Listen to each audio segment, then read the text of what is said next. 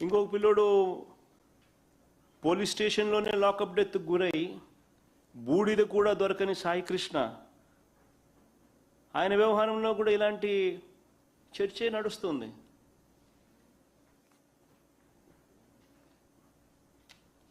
నిజంగా వ్యవస్థ అన్నది ఏ స్టేజ్కి వెళ్ళిపోతూ ఉంది అనేది ఇవన్నీ దే స్టాండింగ్ ఎస్ ఎగ్జాంపుల్స్.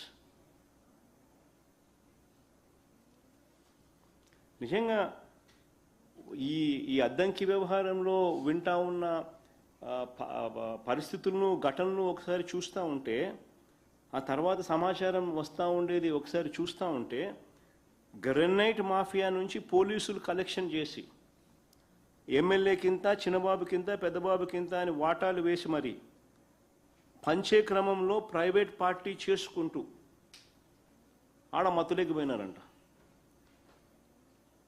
ఆ మత్తులో నుంచి పోతా ఉన్నప్పుడు దారిలో ఇదంత ఘటన.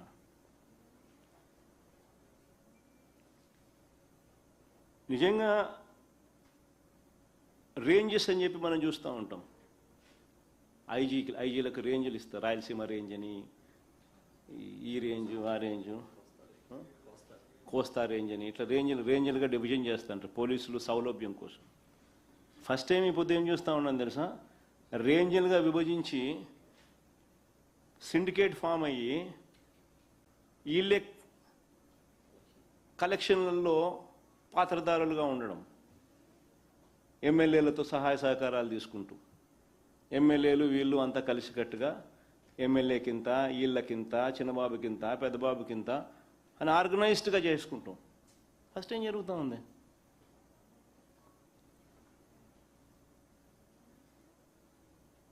రాష్ట్రంలో ఇవాళ పరిస్థితులు ఏమిటని చూస్తే, గంజాయి, డ్రగ్స్ అన్నవి సప్లై స్థాయి దాటిపోయినాయి. సప్లై స్థాయి దాటిపోయి ఒక పెద్ద మాఫియాగా తయారైపోయింది.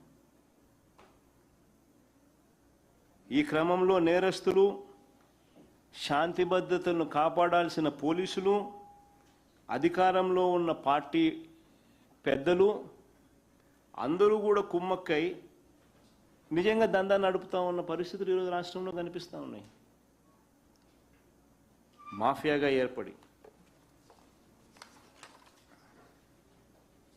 విజయవాడలో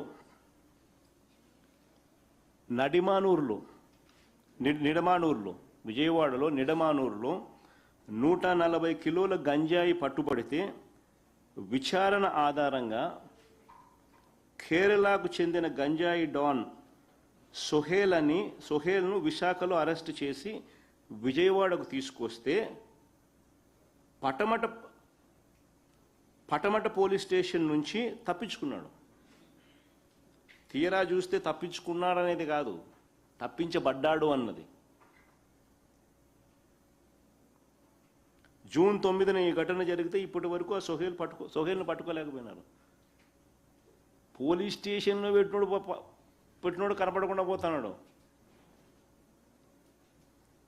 విజయవాడలో నిడమానూరులో 140 కిలోల గంజాయి పట్టుబడితే విచారణ ఆధారంగా కేరళకు చెందిన గంజాయి డాన్ సోహేల్ను విశాఖలో అరెస్టు చేస్తే విజయవాడకు తీసుకువస్తే పటమట పోలీస్ స్టేషన్ నుంచి తప్పించుకున్నాడు.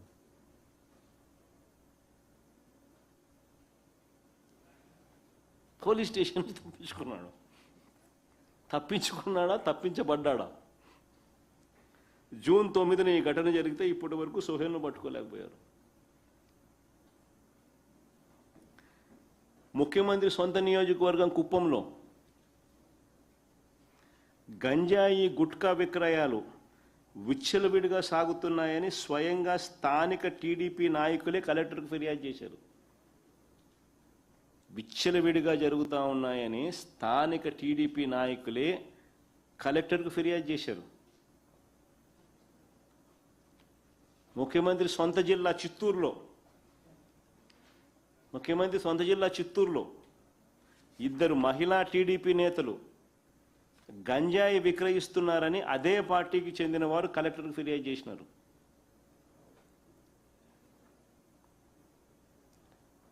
పల్నాడు జిల్లా సత్తెనపల్లిలో అధికార పార్టీకి చెందిన అనుచరులు తమిళనాడుకు 220 కేజీల గంజాయి తరలిస్తూ పట్టుబడ్డారు.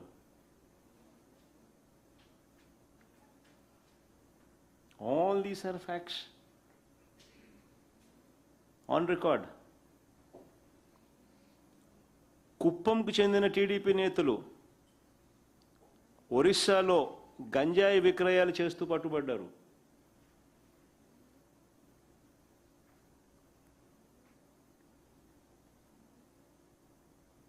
నిజంగా నేను అడుగుతా ఉన్నా, ఈరోజు చంద్రబాబు గారి పాలనలో సర్వం దోపిడీమయం, సర్వం గంజాయిమయం, డ్రగ్స్మయం, నకిలీ నిక్కర్మయం కాదా అని అడుగుతా ఉన్నా.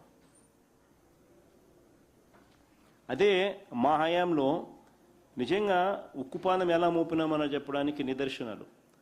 ప్రత్యేకంగా ఎస్సీబీని పెట్టినాం, స్పెషల్ ఎన్ఫోర్స్మెంట్ బ్యూరో, ప్రత్యేకంగా గంజాయి డ్రగ్స్పై ఉక్కుపాదం మోపాం. ఆ ఫోటోలు కూడా చూపించమా. 11,550 ఎకరాలలో గంజాయి పంటను ధ్వంసం చేసినాం. 11,550 ఎకరాలలో గంజాయి పంటను ధ్వంసం చేసినాం. 4.5 కోట్ల గంజాయి మొక్కలను తొలగించినాం. 13,210 మందిని అరెస్ట్ చేసినాం. 2,950 వాహనాలను జప్తు చేశాం. పొరుగు రాష్ట్రాలతో సమన్వయం చేసుకొని గంజాయి రవాణా జరిగే రూట్లన్నింటినీ బ్లాక్ చేశాం. ఏజెంట్ల మాయలో పడి వారు చెప్పినట్లుగా గంజాయి సాగు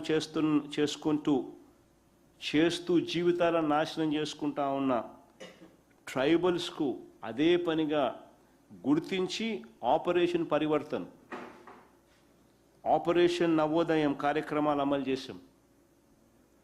144 కోట్లు ఖర్చు చేసి ఆల్టర్నేట్ పంటలు సాగు చేసేలా ప్రోత్సహించాం.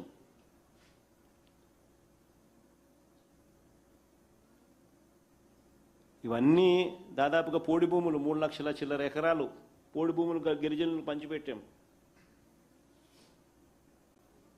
ట్రైబల్స్కు. ఇవన్నీ మార్పులు తీసుకొస్తూ మేము చేసిన కార్యక్రమాలు.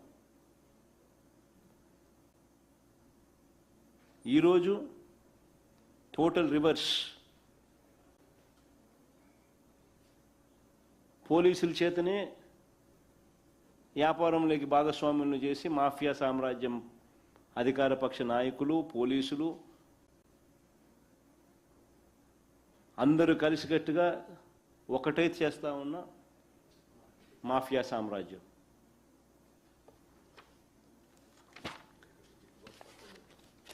ఈ రాష్ట్రంలో ఏ పంటకు గిట్టుబాటు ధర రైతులకు రావడం లేదు, కానీ ఒకే ఒక పంట గిట్టుబాటు ధర వస్తుంది, గంజాయికి మాత్రమే వస్తుంది చంద్రబాబు నాయుడు పాలనలో.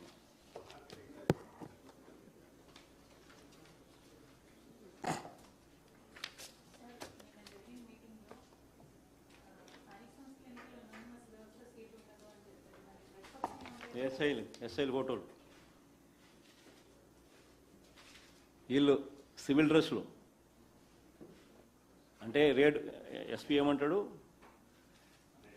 రేడుకు పోతున్నాను ముందస్తు సమాచారంతో సివిల్ డ్రెస్సులు.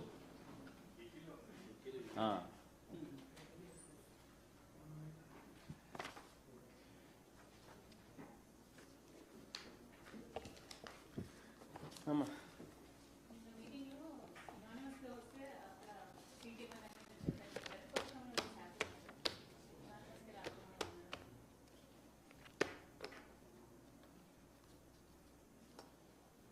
ఇట్లాంటి పోలీస్ వ్యవస్థలు ఉన్నప్పుడు ఫ్రీ అండ్ ఫెయిర్ అనేది ఏ లెవెల్లో జరుగుతుంది అనేది question మార్కేమా.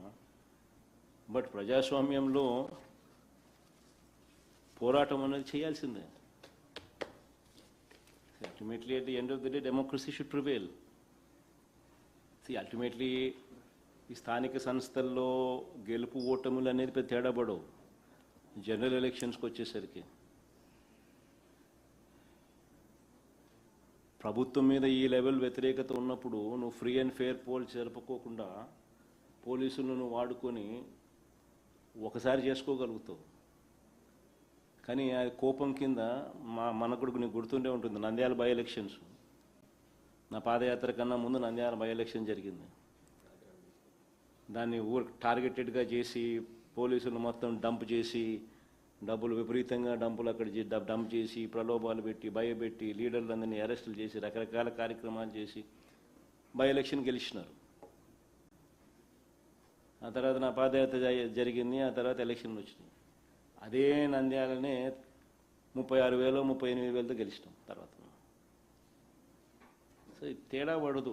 It's all Chandrababu Naidu అనే వ్యక్తి తనను తాను ఫూల్ చేసుకునే దానికోసము తన మైండ్ను ప్రజలను ఆ మాదిరిగా ట్యూన్ చేసుకోగలుగుతామని ఒక ఫాల్స్ నరేషన్ కోసము చేస్తారే తప్ప ప్రజాస్వామ్యంలో ఎప్పుడైనా కూడా మనం మంచి చేశామా లేదా అన్న దాని మీద ఎలక్షన్లు జరగాల. మా హయాంలో లోకల్ బాడీ ఎలక్షన్స్ జరిగినాయి. మా బటన్ల మీద జరిగినాయి. బటన్లు సరిగ్గా నొక్కగలిగినాం కాబట్టి దేవుడి దయతో మేనిఫెస్టోలో చెప్పిన ప్రతి హామీని నెరవేర్చగలిగాం కాబట్టి ఆ రకమైన రిజల్ట్స్ మాకు లోకల్ బాడీస్లో వచ్చినాయి. ఈ మాదిరిగా పోలీసులను పెట్టుకోవడము, బుల్డోజ్ చేయడము ఇవన్నీ ప్రజాస్వామ్యంలో ఎప్పుడు మంచిగా చేయడం. సార్, ఆంధ్రప్రదేశ్ ముఖ్యమంత్రి టెక్నికల్గా చాలా ఫాస్ట్గా ఉంటారు, కానీ శాస్త్రవేత్తలు ముందే హెచ్చరించారు ఏడాది క్రితం ఎల్నినో ప్రభావం వల్ల ఇబ్బందులు ఉంటాయని. కానీ ఇప్పటికీ కృష్ణా డెల్టాలో వరి పంట కానీ అన్నీ కూడా ఇబ్బంది పడే పరిస్థితి. అదే చంద్రబాబు నాయుడు చాలా టెక్నికల్గా ఫాస్ట్గా ఉంటారు, కానీ శాస్త్రవేత్తలు ముందే హెచ్చరించిన వ్యవసాయ రంగం విషయంలో ఎందుకని అప్రమత్తంగా ఉండలేదు? ఈ కరువు పరిస్థితికి కారణం ఏంటి? అదే కదా నేను ఇంతసేపు సుదీర్ఘంగా నీకు వివరించింది. అదే కదా నేను అడుగుతా ఉన్నా. ఇంత నీకు ఎల్నినో అని తెలుసు, డెఫిసిట్ అని తెలుసు, మరి డెఫిసిట్ అని తెలిసినా ఎల్నినో అని తెలిసినా నువ్వు కంటింజెన్సీ ప్లాన్ అనేది ఎందుకు పెట్టలేదు అనేదిగా నేను ఇంతసేపు ఆధారాలతో సహా నేను క్వశ్చన్ చేస్తా వచ్చింది.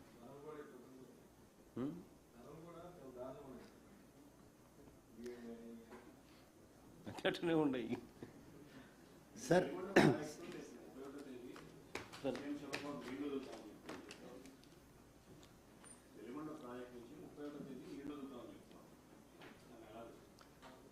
వెలిగొండ ప్రాజెక్టులో ఆయన చేసింది ఏమిటి అనేది ఒకసారి హిస్టరీ ఒకసారి చూడాలి. ఒకసారి రాజశేఖర్ చేసింది ఎవరన్నా అంటే రాజశేఖర రెడ్డి గారు, తర్వాత జగన్మోహన్ రెడ్డి గారు.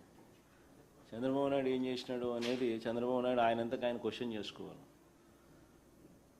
ఎవరెవరి హయాంలో టన్నల్ ఎంతెంత పూర్తయింది, ఎవరెవరి హయాంలో ఏ పర్సంటేజ్ ఆఫ్ టన్నల్ పూర్తయింది అని చెప్పి. చంద్రబాబు నాయుడు అనే వ్యక్తి క్రెడిట్ చోరీ తప్ప ఏదంటారు చూసినామో క్రెడిట్ వితౌట్ కాంట్రిబ్యూషన్ అంటే చంద్రబాబు నాయుడు దగ్గర నుంచి నేర్చుకోవాలి. సార్ ఈ మధ్యకాలంలో కొన్ని సర్వేలు వచ్చాయి. ఆ సర్వేల్లో వచ్చే ఎన్నికల్లో వైఎస్ఆర్ కాంగ్రెస్ పార్టీ అధికారంలోకి రాబోతుందనే రిపోర్ట్లు వస్తూ ఉన్నాయి. జగన్మోహన్ రెడ్డి గారిని మళ్ళీ ముఖ్యమంత్రిగా చూడాలని కూడా ఆ సర్వేల్లో జనం కోరుకుంటున్నారని తెలిసింది. మీరు ఏమనుకుంటున్నారు సార్? ఈ చంద్రబాబు నాయుడు గారి పాలన ఈ మాదిరిగా ఉంటే నిజంగా ఎవరైనా కానీ ఏ ఇంట్లో ఓట్లు పడతాయి రమేష్? ఎవరు ఓట్లు వేస్తారు? ఆ ఇంట్లో ఓట్లు పడతాయి చెప్పు.